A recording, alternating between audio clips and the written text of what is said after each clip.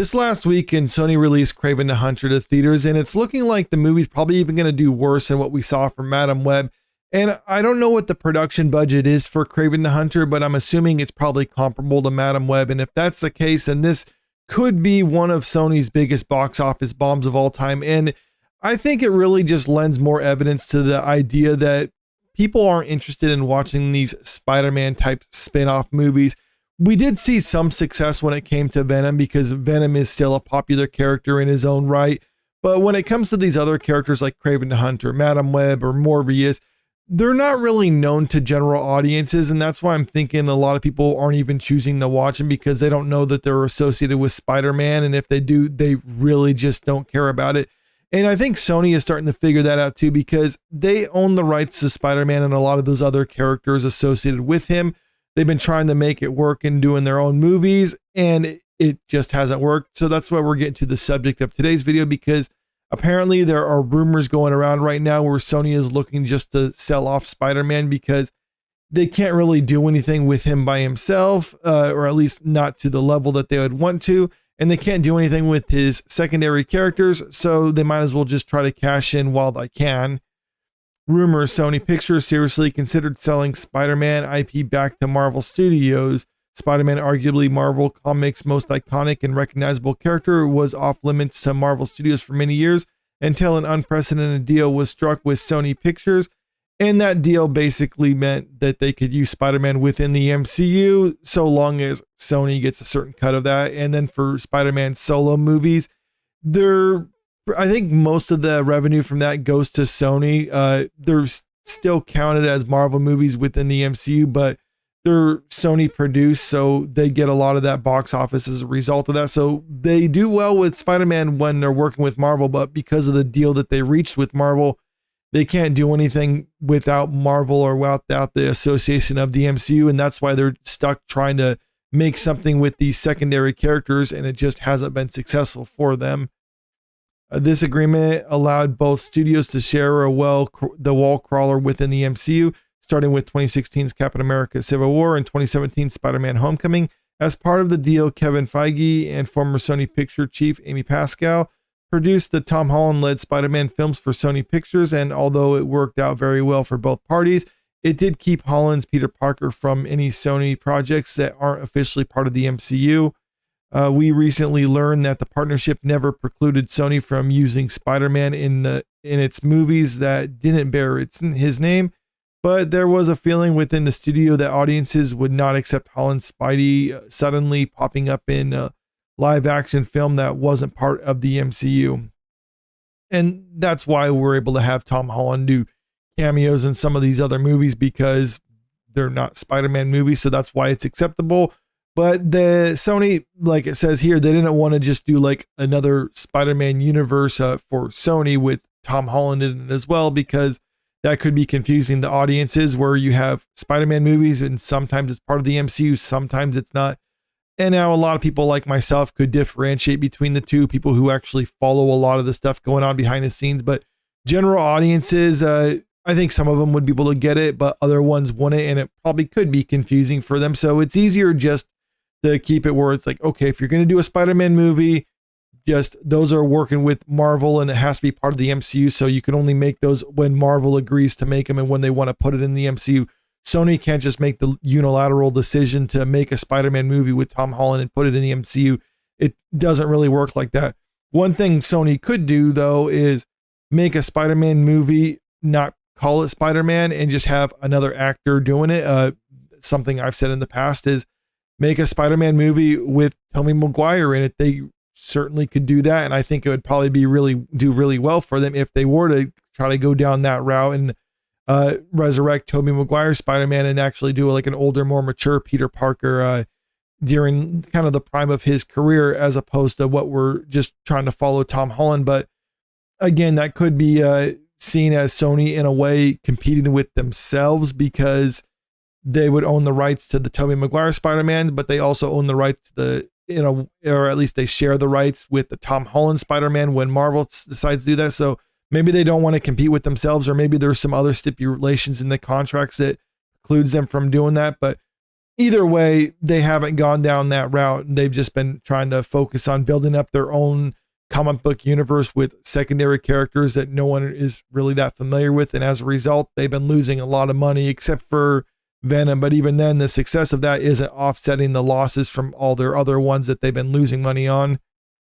There are almost certainly a few aspects of the deal we haven't been, okay, I already talked about that a little bit, saying how some of these other movies didn't work, Morbius, Madam Web, Kraven the Hunter, despite one report claiming that Kraven will be the final SSU movie, so Sony Spider-Man Universe movie. Deadline believes the studio is actually planning to forge ahead after a reset. However, they may be considering taking a drastic measure following the most recent box office disappointment. According to Scooper, My Time to Shine, hello. Sony is now seriously considering selling the Spider-Man IP back to Marvel Studios.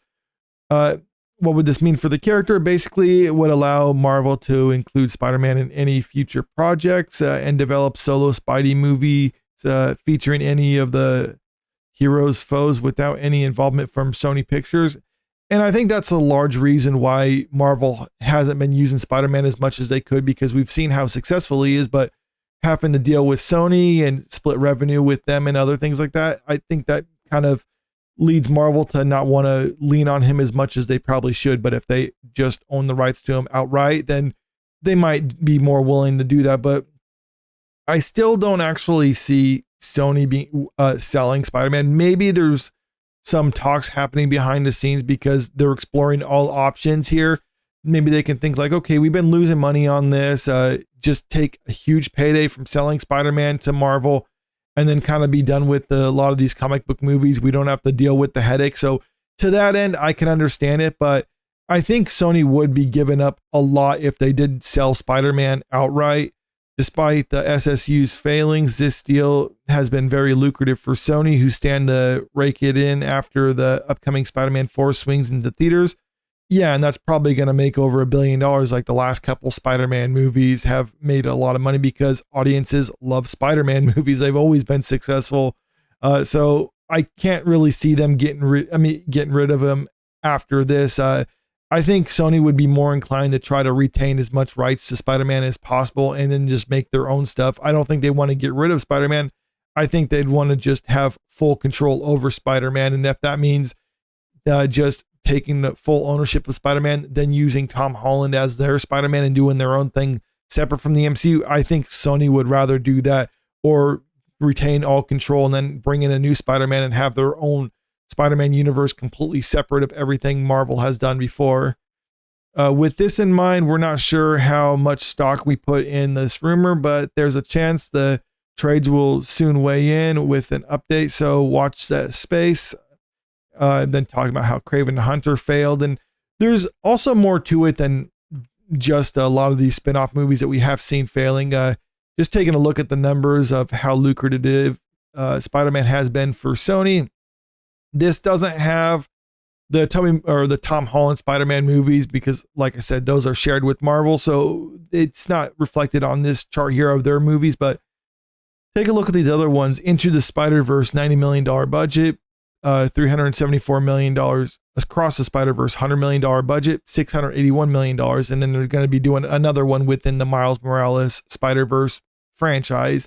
And that's, by all accounts, going to be even successful for them too. So even though they've lost money on Kraven the Hunter, Madam Web, Morbius, the Venom movies were successful for them. So I don't really see them getting rid of Spider-Man at this time. Like I said, I can see Sony, the more likely outcome or what they would try to do is basically take as much control over Spider-Man as possible so they don't have to lean on the MCU, maybe renegotiate some of their deals so that they can make their own Spider-Man movies. Even if they have to stipulate that they can't use Tom Holland in their own Spider-Man movies, like I said, they can use Tobey Maguire, and that would probably be really well for them. Just imagine what the reaction would be if it's like, hey, Tobey Maguire is going to be in a Spider-Man 4 movie. It's a sequel to Spider-Man 3, and we're bringing back Sam Raimi to direct that movie. I think people would go crazy over that. And if it was somewhat competent, that'd probably make over $1 billion for Sony. So that's probably the method I think they're going to be more likely to explore. But these rumors and talks about them selling it, like I said, there's probably people behind the scenes just throwing out all the ideas. That's something that came up, but I don't think that's a path they're seriously exploring, at least not at this time, despite the fact that Kraven the Hunter was a huge failure for them. I think there's still a lot more money they can get out of this. And from a business standpoint, it doesn't make sense to sell the most profitable aspect of the whole Spider-Man franchise because these other less profitable ones just aren't working out for you. But let me know what you think about these rumors in the comment section below. Do you think Sony would actually sell Spider-Man to Marvel outright? Or do you think more along the lines of what I'm saying, where they're probably going to try to retain as much of the rights as possible in order to milk that cow, so to speak? And also, if you haven't already, make sure you click that subscribe button if you want to stay up to date with the latest entertainment news. And don't forget to click that like button and share this video out there because it really helps out with the channel. Thank you.